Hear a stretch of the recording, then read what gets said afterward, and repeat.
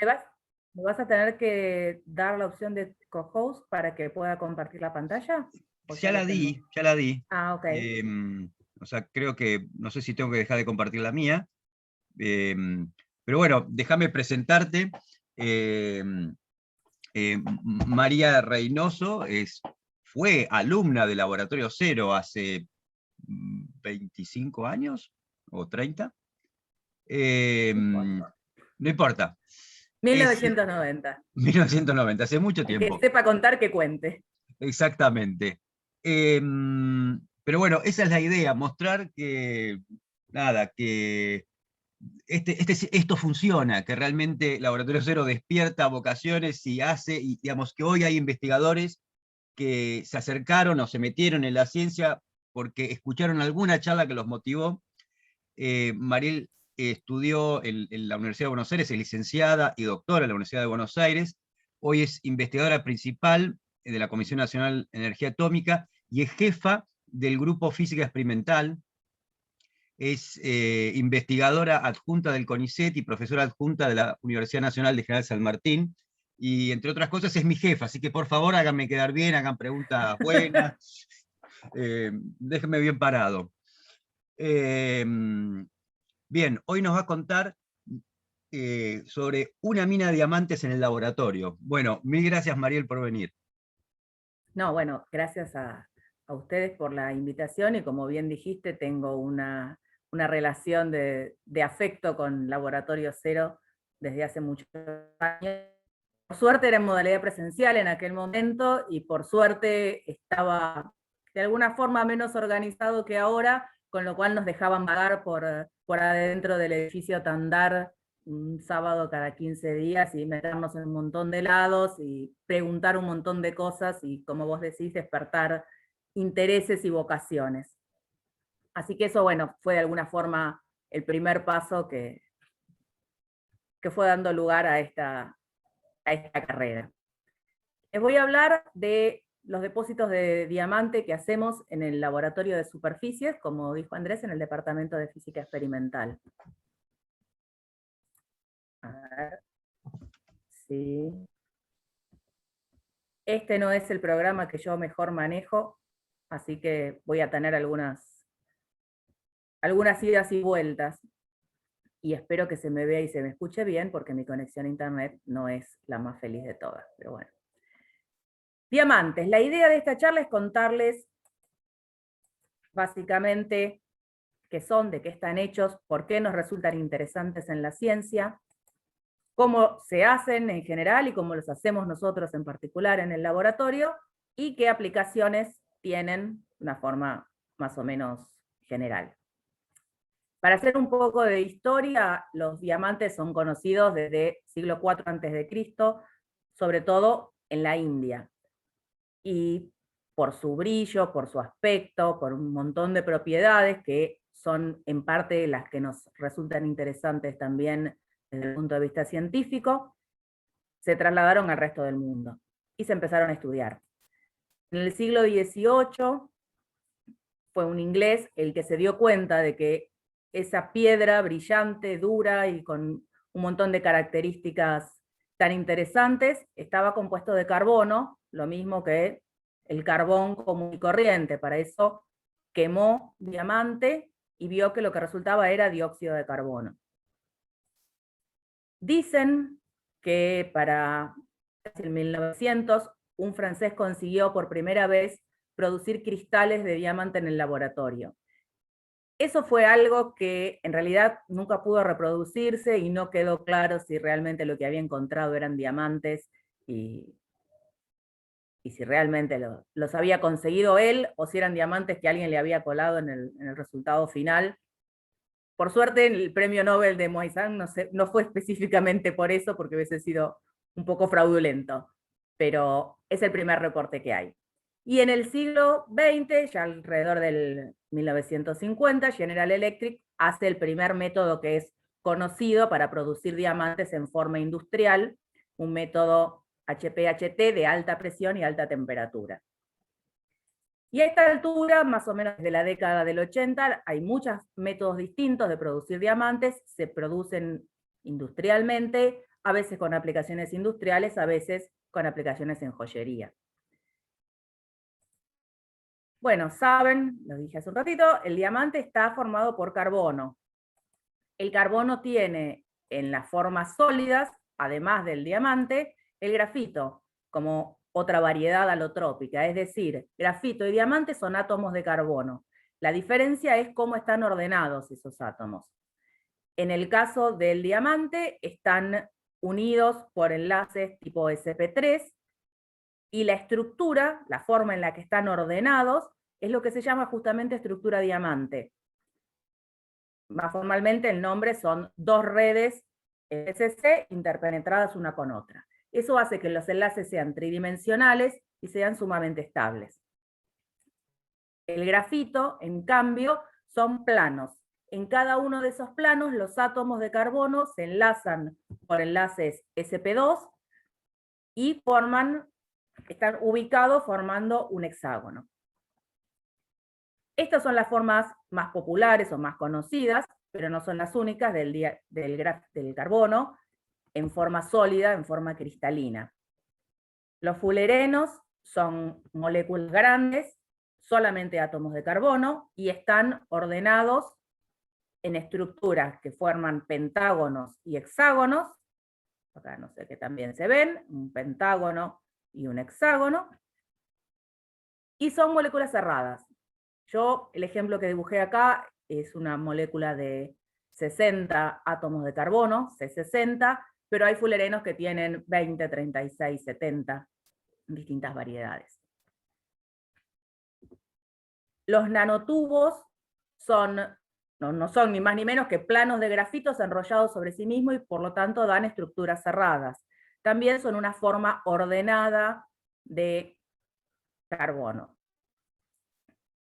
La otra que se mencionó mucho últimamente es el grafeno, pero en realidad no lo puse por separado porque el grafeno no es más que una solo de esos planos que forman el grafito. Bueno, si uno consigue aislar un solo plano de esos, es lo que llamamos grafeno, así que en cuanto a estructura no es diferente. Y todos los otros carbonos que uno puede tener en la cabeza en este momento, el carbón del asado, que también es un carbón sólido, no cumple con la condición de orden. Si bien son formas sólidas, no tienen una estructura ordenada cristalina. Forma parte de lo que llamamos carbonos amorfos, por eso no lo puse en esta lista. Como les dije, las propiedades del diamante son conocidas desde la antigüedad.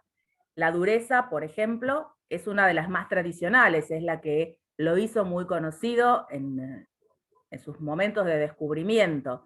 De hecho, se usaba para grabar metales por su alta dureza, se usaba como talismán, era una piedra que se llevaban los guerreros a la batalla para que le transmitiera fuerza, se usaba en brujería para curar enfermedades, porque decía que podía transmitir la fuerza hacia la persona que estaba enferma.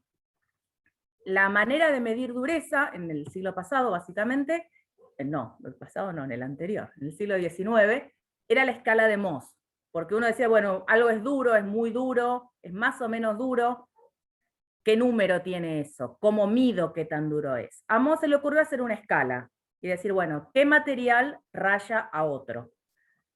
El que raya es más duro. Entonces, de 1 a 10, donde 1 era el talco, el más blandito de todos, 2 era el yeso, no recuerdo, el diamante es el valor 10, es el más duro de los conocidos. Esa escala no es del todo práctica al día de hoy, porque uno quiere primero poder tener un número, poder asignarle un valor a la medición.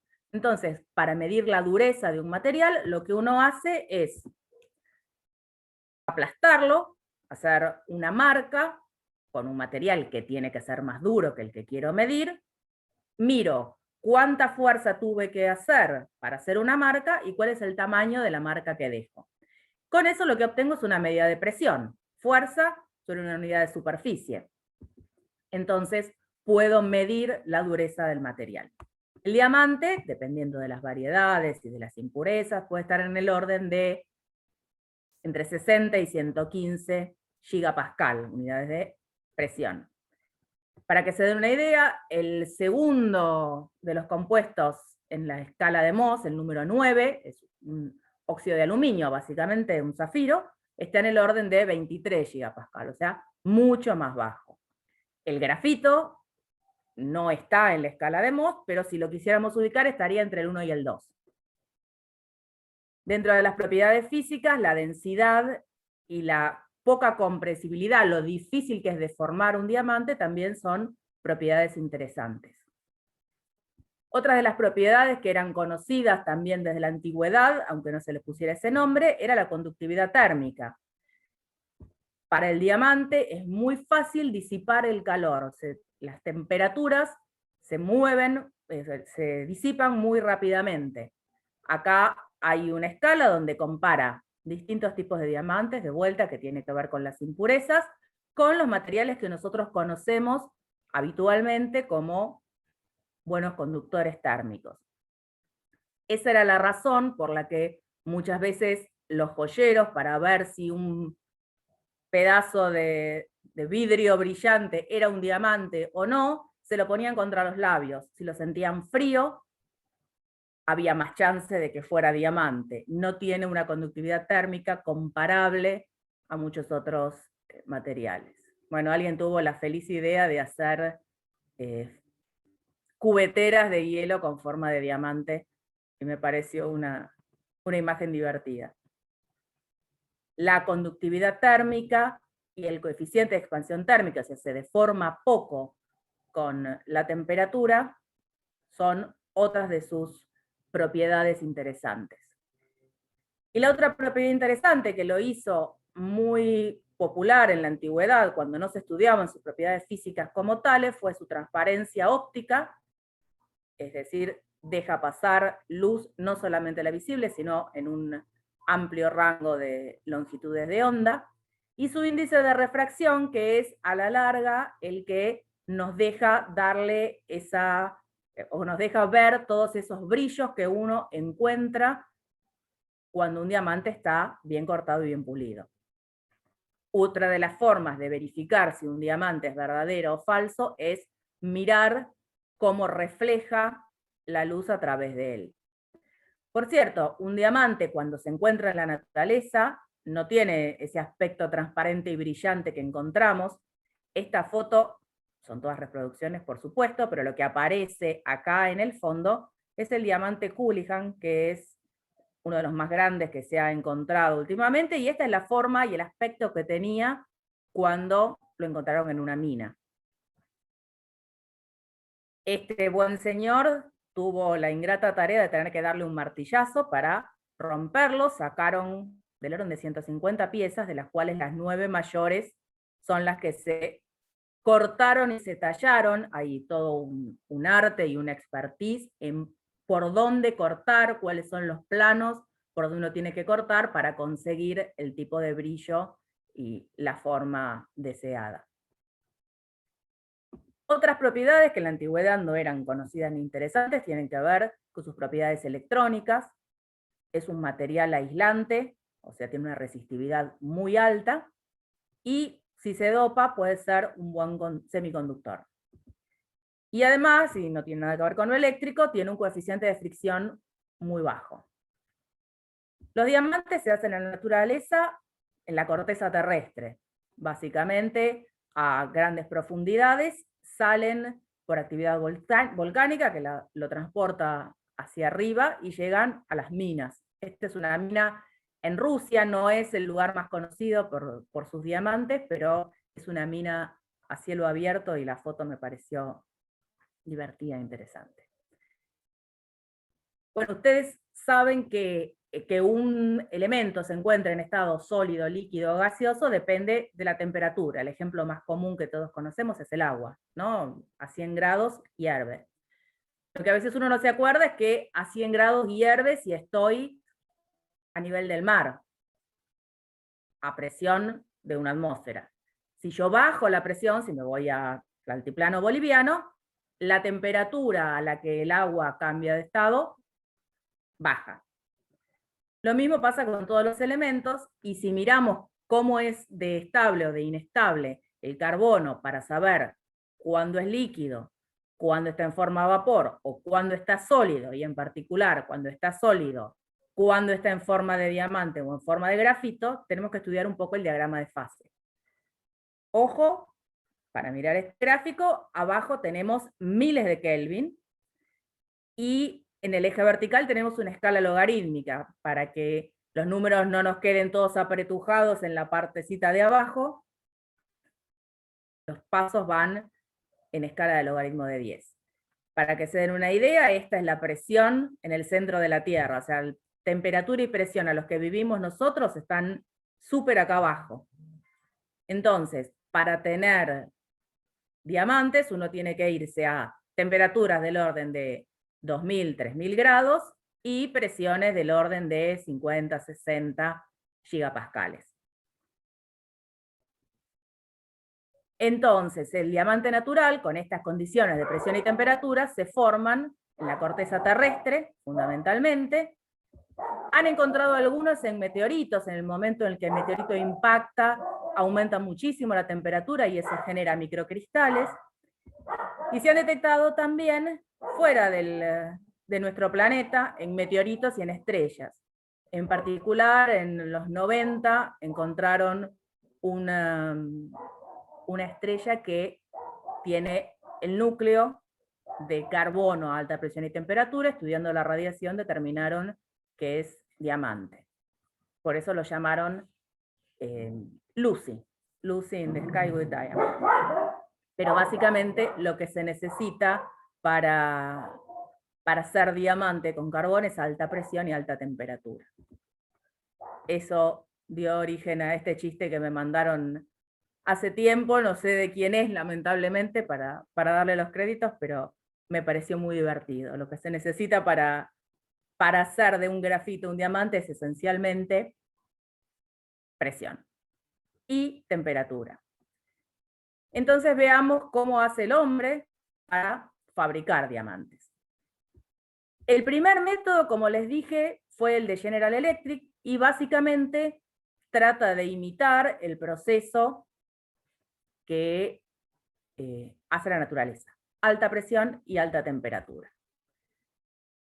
Este método todavía se sigue usando y genera diamantes chiquitos. Esto se ven de color amarillo porque un agregado que se le hace para aumentar la velocidad de crecimiento es nitrógeno, y eso es lo que genera el color bastante característico. Otro de los métodos que se empezó a usar por los 80 y es hoy por hoy el más desarrollado, son los métodos de CVD, Chemical Vapor Deposition, deposición química de fase vapor. Eso genera cosas más grandes y más transparentes, aunque las velocidades de crecimiento y los tamaños en los que se pueden hacer los depósitos son menores. Y filamento caliente es una variante o es una aproximación al método de CVD, donde se obtienen cosas menos transparentes, pero bastante más grandes.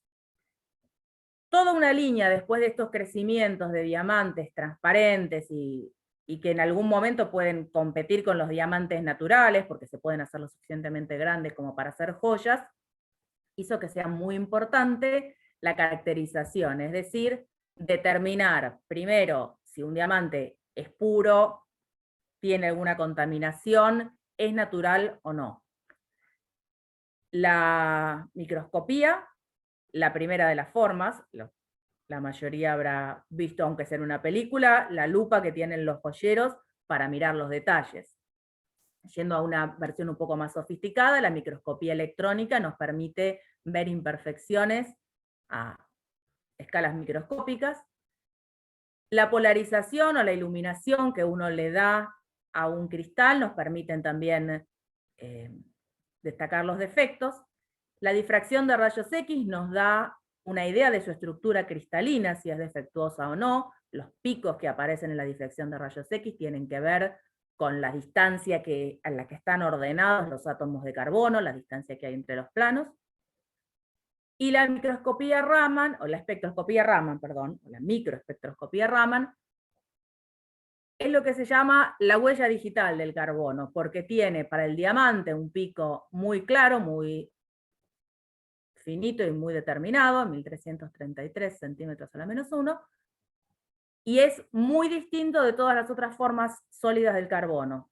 A diferencia de rayos X, que nos deja ver solamente las formas cristalinas, el Raman también nos deja ver las formas amorfas. Entonces, si en un diamante en el medio hay un hueco o hay una imperfección de carbono, pero que no sea en forma de diamante, el espectro Raman nos deja ver de qué forma es ese carbono. Todos los métodos para depositar diamantes siguen más o menos el mismo esquema. Uno tiene que salir de algún compuesto que tenga carbono, por supuesto, darle energía para separar los átomos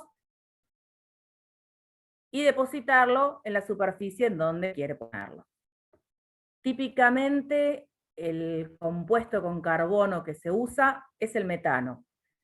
Primero porque los hidrógenos se separan más o menos fácil, y segundo porque cada átomo de carbono está ligado a 4 hidrógenos, y la disposición de los hidrógenos es en un tetraedro, es la misma disposición en la que los carbonos tienen que ponerse para formar el diamante. Entonces, básicamente, necesito arrancar un hidrógeno para que al carbono le quede una patita libre y se pegue al sustrato. Después necesito sacar alguno de estos hidrógenos que me quedan sueltos, para eso agrego más hidrógeno, de modo tal que este hidrógeno que está pegado al carbono prefiera soltarse e irse con el otro hidrógeno, y en esta patita libre que queda, poner otro carbono. Y así continúa la historia. Por supuesto, uno no tira las átomos de uno, y eso genera toda una avalancha, y hay un montón de carbonos que se enganchan en lugares donde no deberían estar. Bueno, a mí me gusta esta imagen en la que muestra que cuando un átomo se ubica en un lugar donde no me interesa que esté, o lo bombardeo con un hidrógeno para sacarlo, o muevo la pared, y eso es darle temperatura al sustrato para que las cosas se vayan acomodando. Básicamente este es el proceso. En el laboratorio nosotros usamos dos métodos para producir diamante. El primero es el de plasma asistido por filamento caliente. Es la foto que pusimos al inicio, porque es bastante llamativa con este brillo acá adentro. Pero básicamente la luz que ven a través de esta ventana es como si fuera una lamparita de las antiguas. Un filamento caliente. Un filamento caliente incandescente que está alrededor de 2500 grados. Cuando el metano toca el filamento, pierde hidrógeno, y tengo acá un plasma.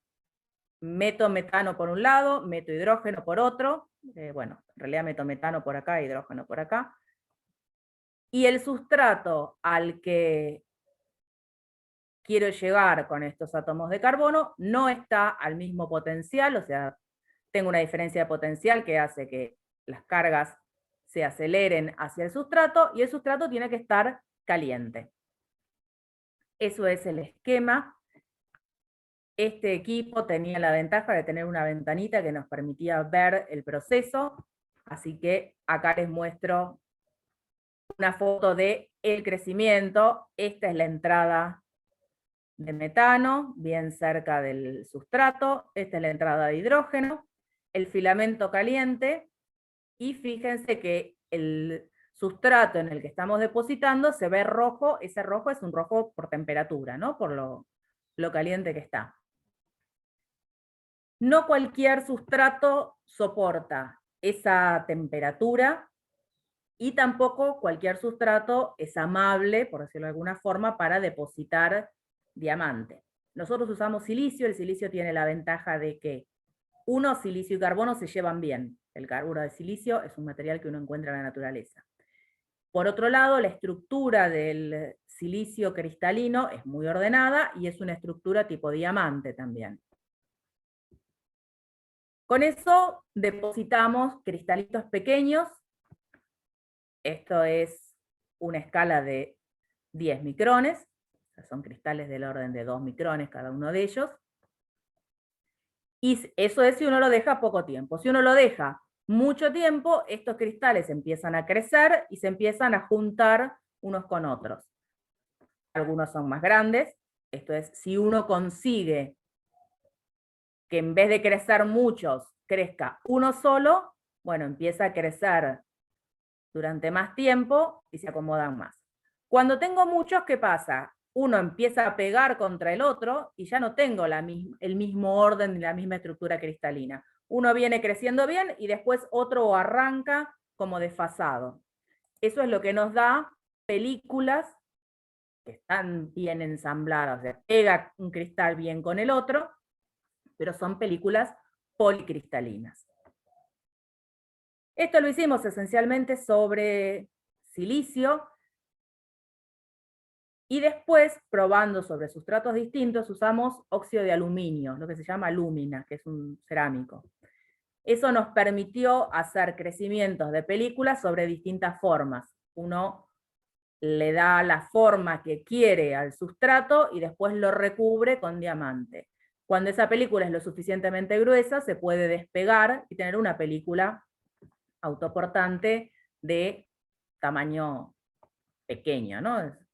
Esos dibujos están sobre hoja milimetrada. El problema que teníamos con este método es que no nos servía para superficies grandes. Hoy por hoy hay empresas que hacen diamantes por filamento caliente para superficies grandes, pero lo que hacen es poner 6, 7, 8 filamentos. No era posible en nuestro dispositivo y nuestra idea no era depositar películas para salir a vender, así que no era el métier ampliar el tamaño del depósito aumentando filamentos. El otro problema que tiene es la homogeneidad, es decir, las zonas que están más cerca del filamento tienen una forma de crecimiento, una velocidad, y las que están alejadas van como perdiendo claridad en cuanto al diamante, en cuanto a la calidad del diamante. El otro problema es que los diamantes crecen lento. Sin embargo, este método nos permitió explorar un tema que fue básicamente una demanda de la industria que nos pidió si podíamos depositar diamantes sobre acero. El problema de eso es que el acero tiene hierro, como ustedes saben, y el hierro y el carbón se llevan bárbaro, lo suficientemente bárbaro para que cuando el átomo de carbón llega a la superficie, el hierro se lo chupe y no hay manera de conseguir que ese carbono quede arriba como para ligarse con otros carbonos.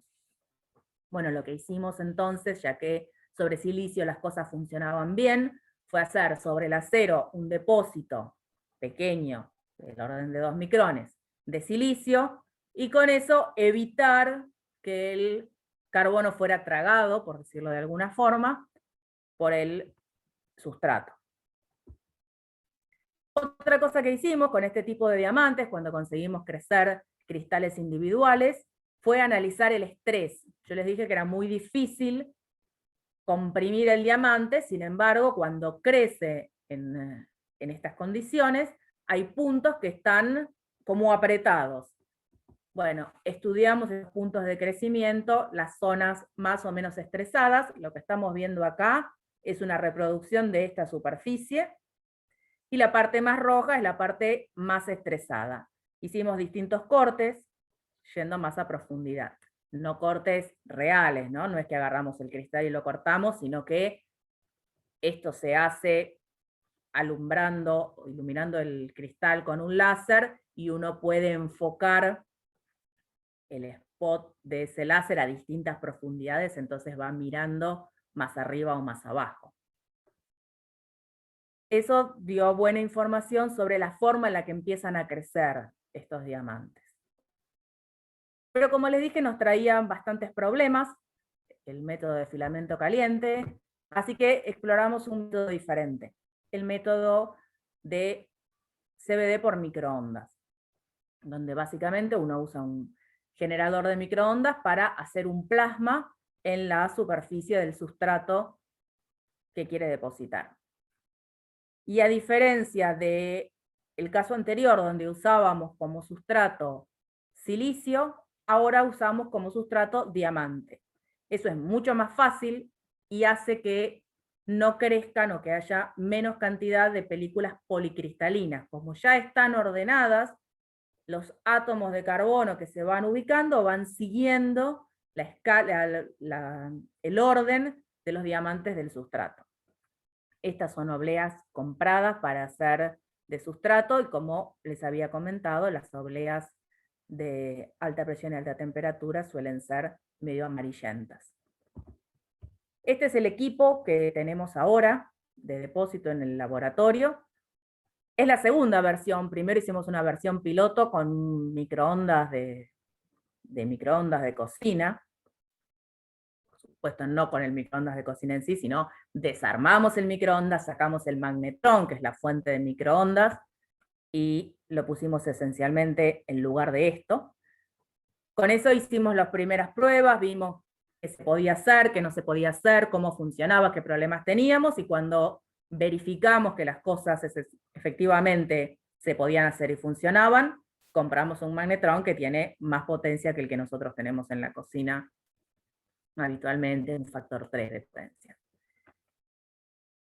Acá adentro está el depósito, está el sustrato donde uno hace el depósito. Ya la ventanita no puede ser tan amplia como la anterior, tiene que tener un enrejado para que las microondas no se escapen, pero cuando está prendido, uno puede también desde afuera monitorear cómo va creciendo el plasma, o cómo va creciendo el diamante. Conseguimos crecer películas policristalinas. Esta es una imagen de microscopía electrónica, o sea, esta rayita son 20 micrones, pero esta ya es una imagen de microscopía óptica, o sea, logramos depósitos en superficies bastante más grandes. Esto en particular son depósitos sobre molibdeno, que era donde conseguimos películas policristalinas. Y como les dije, sobre sustrato de diamante, conseguimos crecer monocristales. Esto se ve amarillo porque amarillo es la parte de abajo, pero la verdad es que la parte que crecimos nosotros es una parte bastante transparente. Les dije que el color tiene que ver con el dopaje. Bueno, justamente también era conocido en los diamantes naturales que había diamantes de distintos colores, digamos. Eran particularmente valorados en joyería. Los que tenían un color no transparente y homogéneo, ¿no? Porque en algunos casos el centro de color es un defecto. Los de alta presión y alta temperatura son típicamente marrones porque tienen mucho nitrógeno. En la naturaleza, el nitrógeno es el dopante más común y aparece en distintas proporciones. Es lo que le da un color amarillo. Cuando el nitrógeno es muy poquito, es cuando son transparentes. Y hay algunos casos en la naturaleza de diamantes azules, donde prácticamente no tiene nitrógeno, y lo que sí tiene es boro. Uno de los diamantes azules más famosos es el Hope, que se hizo famoso por su color por un lado y porque tiene una trágica historia detrás. Aparentemente no terminaban muy bien sus dueños. El diamante maldito lo llamaban. Bueno, el boro hace que el diamante, que como les dije era aislante, pueda convertirse en conductor. Y por eso nos interesó hacer diamantes dopados con boro.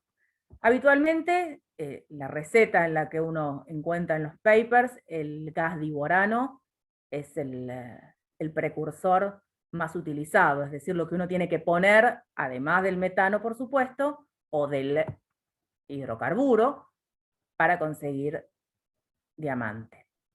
Es un gas un poco complicado para manejar, sí tiene la ventaja de que se puede relacionar la concentración de gas que uno pone con el dopaje que obtiene bastante fácilmente.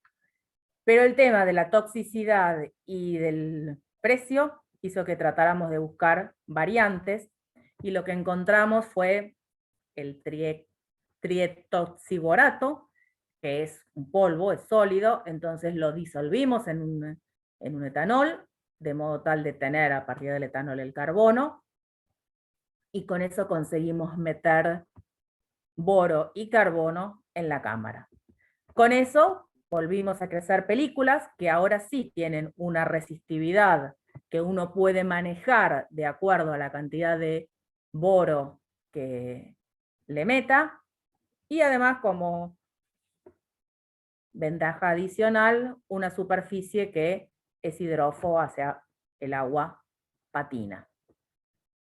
Bueno, hicimos caracterizaciones de boro, ver qué cantidad de boro uno tenía que poner en la mezcla para conseguir la cantidad de boro deseada en el cristal. Y otro dopaje que resultaba interesante estudiar, también por sus propiedades, por cómo cambian las propiedades electrónicas, fue el silicio. Análogamente a lo que pasaba con boro, una de las formas de hacerlo es meter silano como gas en el depósito. Es un material pirofórico, es caro, es peligroso de trabajar, así que otra vez buscamos una alternativa sólida y que pudiésemos disolver en etanol y meter en la cámara simplemente burbujeando. De la misma forma que lo anterior, tuvimos que hacer una calibración para ver qué cantidad de tetratoxicilano teníamos que poner para obtener un dopaje razonable. Bueno, eso fue unos trabajos de hace unos años atrás, interesante también. En cuanto a aplicaciones que se usan hoy por hoy del diamante. Como les dije, por la dureza se hace mucho en materiales de corte. Acá tienen la ventaja de que algunos de ellos, como en estas brocas, requieren simplemente cristales muy chiquitos y esos se consiguen relativamente fácil o se fabrican en cantidades relativamente fácil. También como polvo abrasivo, ahí simplemente es calificar el tamaño de los cristales adecuadamente, pero para puntas de lápices que se usan para cortar o para grabar se necesitan monocristales. Para hacer filos, donde ahí uno tiene una doble ventaja, tiene por un lado el hecho de que es un material muy duro y por otro lado que el coeficiente de fricción es muy bajo, entonces es como tener un cuchillo que desliza muy bien. Hay varias empresas que se dedican a fabricar estos materiales, sobre todo estas herramientas de corte, porque además ahí uno no necesita que el diamante sea demasiado puro, ni cuando digo que no sea puro, que no me importa que tenga inclusiones de otro tipo de carbono. Otra de las aplicaciones donde sí es importante que el diamante sea puro porque se necesita la transparencia es en ventanas. Ventanas que pueden ser para láseres, para equipos de infrarrojo, para sustratos, cuando uno necesita que el sustrato o lo que tengo que crecer arriba esté sobre algo bien transparente. Otra de las aplicaciones interesantes y que está todavía en vías de desarrollo tiene que ver con algo que no mencioné hasta ahora, que es la biointegración. El diamante es carbono y por lo tanto es algo que el cuerpo no rechaza. Entonces hay toda una línea de estudios y de trabajos que ya se están haciendo, se están llevando a cabo, donde, por ejemplo, en el segundo caso que estoy poniendo acá, lo que hacen es, en personas ciegas, instalar un microchip con una cámara para reemplazar el ojo, básicamente, ¿no? O sea, yo recuerdo la primera vez que escuché esto en una conferencia de diamante, dije, bueno, estoy viendo la vista del hombre nuclear, o de la mujer biónica, no me acuerdo. A lo largo de los años, ustedes saben que nosotros vamos a conferencias cuando se puede, periódicamente, y entonces uno va viendo cómo avanzan los temas.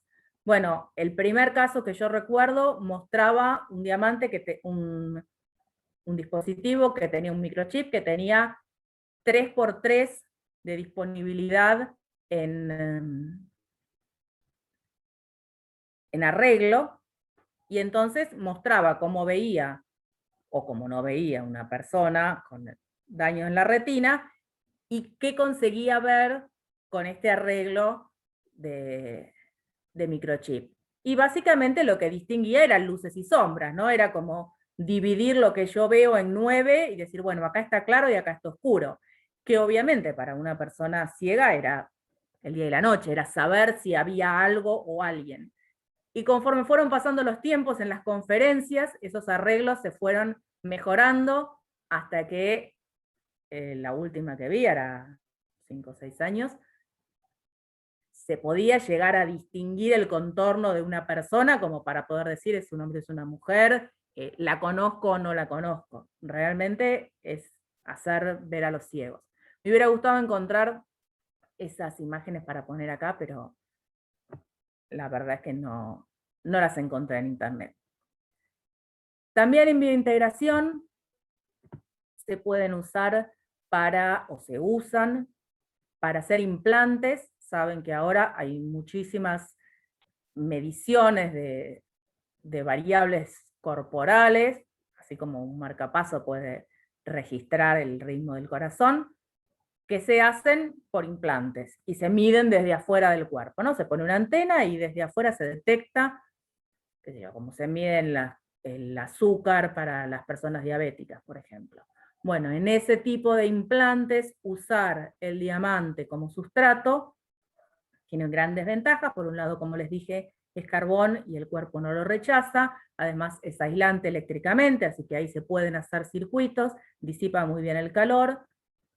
Y el hecho de que hoy por hoy se puedan hacer diamantes industriales en el tamaño que uno desee, por supuesto, hace que todas estas aplicaciones sean posibles.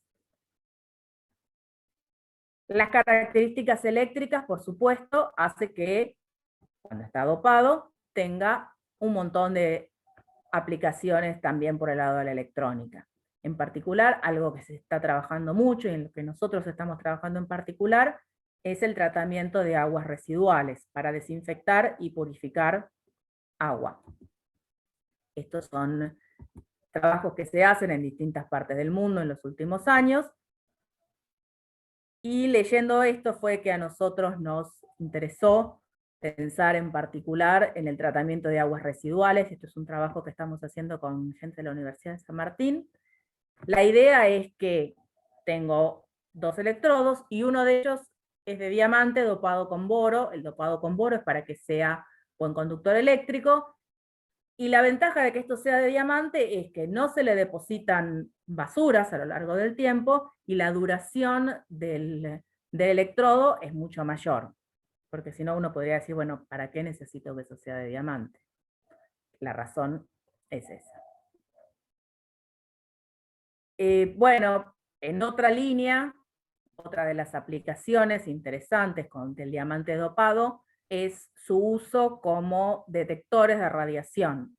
En particular, nosotros en el laboratorio nos enfocamos al uso como detectores de neutrones de distintas energías, y también las grandes ventajas del diamante por ese lado de aplicaciones es su buena durabilidad, soporta muy alta temperatura. Entonces si uno quiere hacer una detección cerca del núcleo del reactor, lo puede poner porque el diamante se lo banca, cosa que no cualquier otro material hace. Y un poco saliendo del tema de diamantes, pero sí dentro de lo que trabajo que hacemos y hemos hecho en el laboratorio a lo largo de los tiempos, tiene que ver con lo que yo les comenté, los carbonos que no están organizados en forma cristalina, es decir, lo que se llaman carbonos amorfos. Hay toda una línea de trabajo en eso, es lo que se llama lo que se llamó el Diamond-like, como un nombre, si quieren, un poco vendedor. Diamond-like, es decir, como diamante, carbono como diamante. Bueno, eso no es del todo cierto, porque, como les dije, la característica principal del diamante es que los átomos de carbono están ordenados, y en el carbono amorfo justamente pasa lo contrario.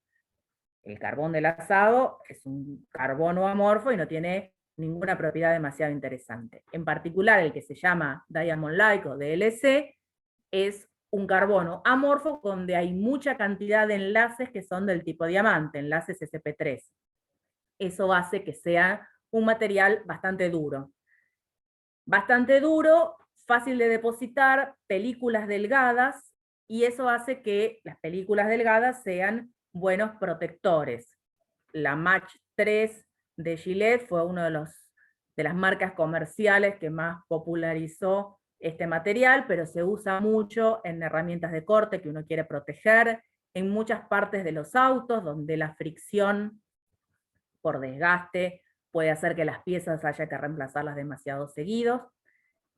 Y nosotros en particular en el laboratorio, esta es una muestra nuestra, trabajamos muchos años en Diamond Like sobre distintos materiales. Básicamente acá hay una muestra donde la mitad no se recubrió, la mitad sí, y se hizo una raya, donde se ve cómo se raya la parte que no está recubierta, y la parte recubierta, la raya no se nota. Y esta fue una prueba similar, donde se hizo recubrimientos en cuchillas de máquinas de corte. Acá esta foto implica dos cuchillas enfrentadas. Esta es la cuchilla que está recubierta, donde hay alguna rayita, pero muy poco, y esta sin recubrir se rayó mucho más. La cuchilla recubierta tiene 10 veces más uso en tiempo que la no recubierta, y además, como tiene bajo coeficiente de fricción, como roza muy bien, el consumo es menor. Esas son algunas de las ventajas de un material que no es diamante exactamente, pero que también es muy aplicado en la industria y bueno, en el laboratorio, como les digo, desde hace muchos años se trabaja con ellos.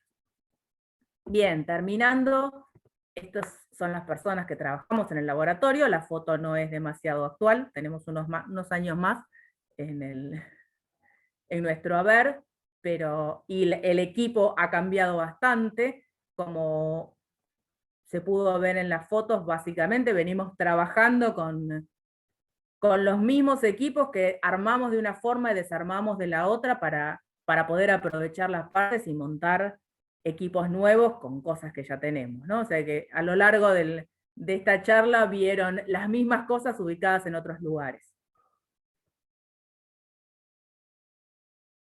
Bueno, eso es todo por mi parte. Espero que si tienen preguntas las hagan y espero poder contestarlas. Y muchas gracias por la atención y por la invitación.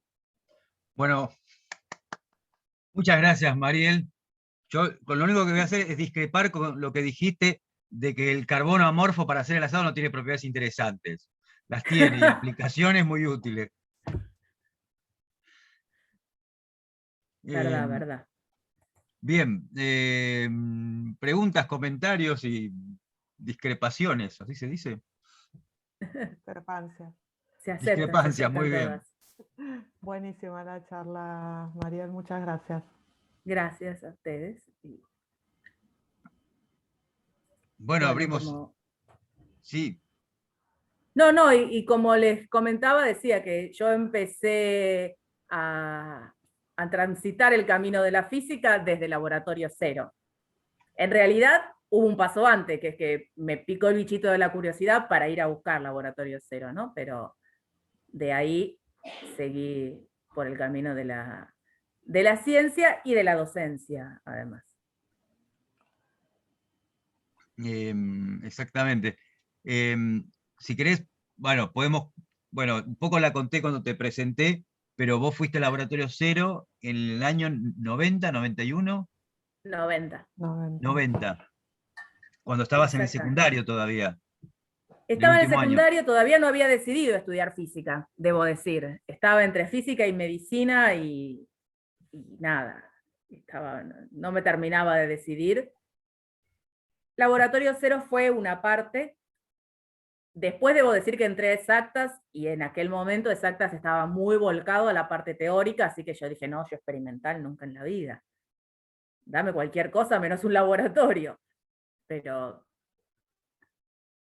pero después vinieron la parte de los últimos años de la carrera de física, que son laboratorios 6 y 7, donde uno va a ver laboratorios fuera de la universidad, y eso, bueno, me reconcilió un poco con la física experimental. Y además en la rama que estás vos de la física, se necesita mucho conocimiento de química que probablemente fuiste adquiriendo con el tiempo, ¿no? Porque nosotros en física en realidad no tenemos materias de química. Entonces no, absolutamente. Gracias a Dios por los amigos químicos que asesoran, enseñan, y bueno, después uno la principal ventaja que uno saca en la facultad es aprender a aprender, ¿no? Aprender a leer y a buscar a buscar información de un lado y del otro, saber a quién preguntar y saber dónde podemos buscar respuestas. Sí, y además perdóname, en la sanación de aguas también interdisciplina con otros departamentos, con otras disciplinas también de la ciencia. Absolutamente, gente que hace biología y gente que hace química, efectivamente. Sí. Bueno, acá en el chat te están felicitando, en realidad todavía no surgió ninguna pregunta, dicen que fue muy didáctica la charla. Bueno. Creo que hay una señora que está tratando de hablar, pero está muteada. Sí. Lo que pasa es que no tiene el nombre tampoco, no sé cómo, dice 087 112. No sé si ella quiere hacer una pregunta. Esther dice que hace muchos años realizó una capacitación para docentes en el laboratorio CER y que le pareció muy interesante la charla.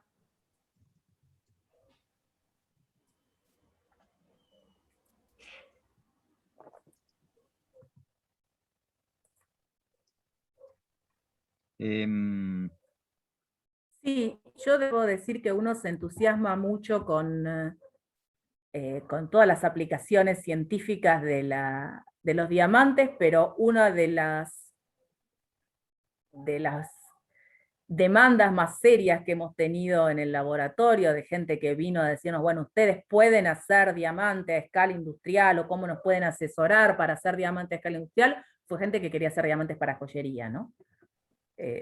Todo muy lindo con todas las aplicaciones mega de la ciencia, pero el mercado que se mueve en diamante para joyería es inmenso. Y hay, además, por supuesto, la gracia del diamante es que sea natural, ¿no? Es lo que lo hace escaso y es lo que lo hace tan codiciado. Pero además de eso, hay, por un lado, una línea de estudios que hace diamante artificial para joyería, y además esos engarces de diamantes grandes requieren un montón de diamantitos chiquititos que se ponen alrededor y qué sé yo, y ahí a la gente ya no le interesa tanto si es natural o no. Entonces hay mucho movimiento económico a raíz de eso. Y tuvimos varias cuestiones y demandas. Y el resto de las demandas que nosotros tenemos tienen más que ver con cosas industriales, donde lo que interesa es la dureza. Entonces por ahí el tema de la transparencia no afecta tanto. Por ejemplo, el hecho de que sean con nitrógeno, medio amarillentos, ese tipo de cosas no importa mucho.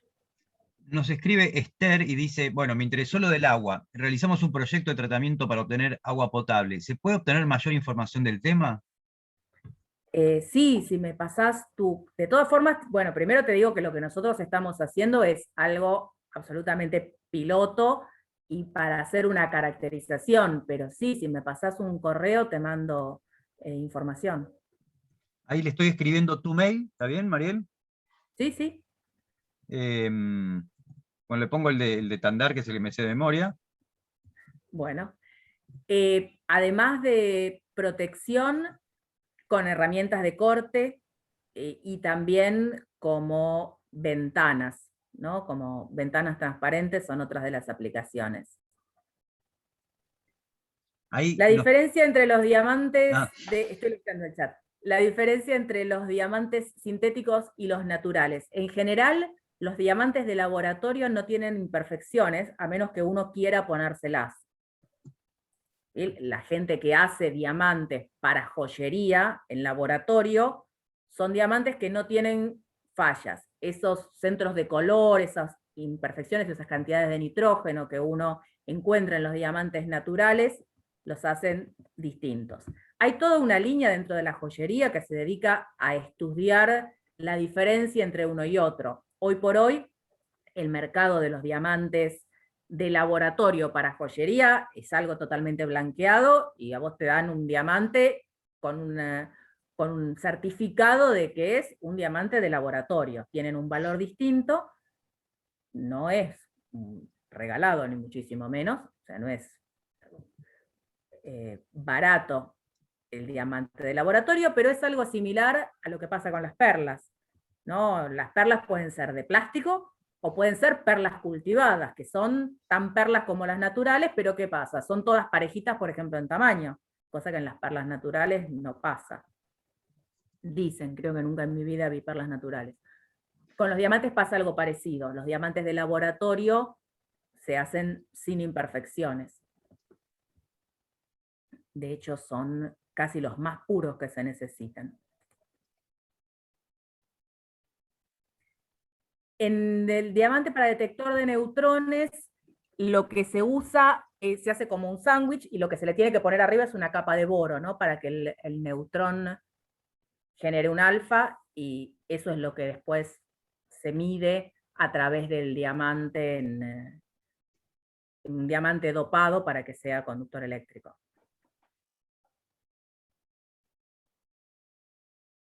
Ah, mira qué interesante lo de estar. Bueno, lo leo para que, no sé si... Sí, en el caso de las ventanas, Horacio, no, son 100% diamante. Sí, son ventanas que se usan en láseres, sobre todo, porque es transparente a longitudes de onda muy precisas, y a veces en algunos elementos que tienen que trabajar en ámbitos que son químicamente agresivos. Como el diamante reacciona poco, bueno, por un lado en el espacio exterior como satélites es duro y es inerte, y a veces cuando tiene que estar inmerso en un medio agresivo, también el hecho de que sea una ventana de diamante facilita por ese lado. Bueno, más preguntas del público. Acá me copio el mail de Esther. Ya te lo mandé por mail. Ah, bueno, listo, perfecto. ¿El Bueno, dopaje le cambia, perdóname, el dopaje le cambia mucho la dureza? No, no, en la dureza no afecta. Son partes por millón. Lo que cambia mucho es la electrónica. Claro. lo que yo quería preguntar es, para trabajar de lo que vos trabajás, bien podrás haber estudiado química y estarías, o sea, alguien que haya estudiado química podría estar trabajando a tu par. Sí, yo creo que sí. Sí. Y o sea, haber aprendido la parte de física que lleva de este tema. Sí, de todas formas hay más de física que de química, Además, está ¿no? bien. O sea, Sí, sí, nosotros no hacemos mucha química, pero sí, yo creo que sí. Hay más de parte eléctrica, de generar campos eléctricos, de acelerar electrones y iones para que las cosas se acomoden como se tienen que acomodar. Pero sí, podríamos hacer estereoquímica. Sí, sí, sí. O sea, un poco a veces el mensaje que queremos llevar a los estudiantes es que si uno no se decide entre física y química o qué sé yo, ingeniería, probablemente después la actividad laboral te pueda llevar al mismo lugar, yendo por un lado o por el otro. Absolutamente, absolutamente, sí. Y hemos tenido a lo largo de los años muchos ingenieros en el laboratorio trabajando, ¿no? Claro, exactamente, exactamente, que después uno se olvida qué estudió cada uno. Preguntan acá si se podrá coordinar una charla para la escuela técnica, son de química. Sí, sí, por supuesto. Buenísimo, buenísimo. Y además, no sé cómo llamarlo, perdón, yo sí soy teórica, no sé, el aparato, no sé qué es, el que tiene microondas ese, lo armaron ustedes en el laboratorio, el otro es comercial. lo que compramos, lo comercial, es el magnetrón, o sea, es lo que genera las Sí. microondas. El primero Sí. compramos en Garbarino con microondas, lo desarmamos y usamos el magnetrón. Eso daba 900 watts de potencia. Cuando quisimos algo más amplio, o sea, de 3000 watts, ya compramos. Pero eso es como el corazón, toda la parte de acero, de caño y que viene después, eso lo armamos nosotros. Por Una eso. cosa que me llamó la atención, en un lugar decía antena. ¿Antena de qué tipo? Sí, para firmar no, pero había dos antenas. Unas en las aplicaciones y Sí. otra en el equipo. En el equipo la antena es para concentrar las microondas, ¿no? Ujú. Para lograr generar el plasma. Y la antena que aparecía en las aplicaciones son dispositivos que se ponen en el cuerpo para que se pueda leer desde afuera la información que vos transmitís. Ahí ya hay como realmente un hombre nuclear que se está armando de a poco.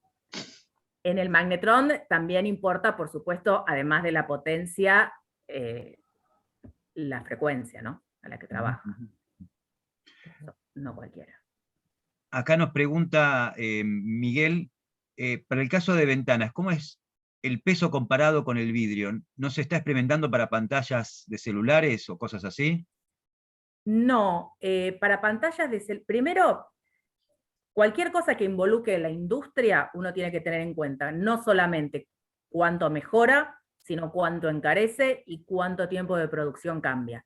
Lo que se hizo en algún momento para pantallas del estilo de las de celulares fue depósitos de Diamond Like, porque ahí lo que a uno le interesa es que sean cosas que no se rayen esencialmente. Ese tipo de experiencias sí se hicieron. Si no, tampoco tiene gracia generar un celular que no puede comprar nadie. Para las ventanas de ópticas, donde se usan diamantes en lugar de otros materiales, no, el peso no afecta porque no son cosas grandes, ¿no? Son ventanitas de este tamaño. Ujú. El nitrógeno actúa como defecto electrónico, sí, exactamente. Sobre el coeficiente de compresibilidad, que es la pregunta de Horacio, la verdad es que no lo sé, no lo tengo. Podría Bueno. ser, sí, de hecho, me imagino, ¿no? Si uno saca un carbono y pone un diamante, efectivamente, y un nitrógeno tiene que afectar la compresibilidad. No lo sé habitualmente, pero imagino que sí. Bueno, si no hay más preguntas, cerramos. Te Bueno, agradecemos. Última oportunidad para preguntar, si no cerramos. Bueno, cierro la grabación, así que te agradezco bueno, vos nuevamente. me mandaste los mails, ¿no? Sí, sí, sí, sí, De sí, las sí. personas que Bueno, están la interesadas. clase que viene tendremos una charla del proyecto LAND, ¿no? De Laboratorio de Haces de Neutrones, transmitida desde Bariloche, por Florencia Cantargi, que fue, bueno, compañera nuestra y de Solange y mía. Mía Eh, también. Tuya también. Así que bueno, los espero el sábado que viene. Mil Gracias. gracias.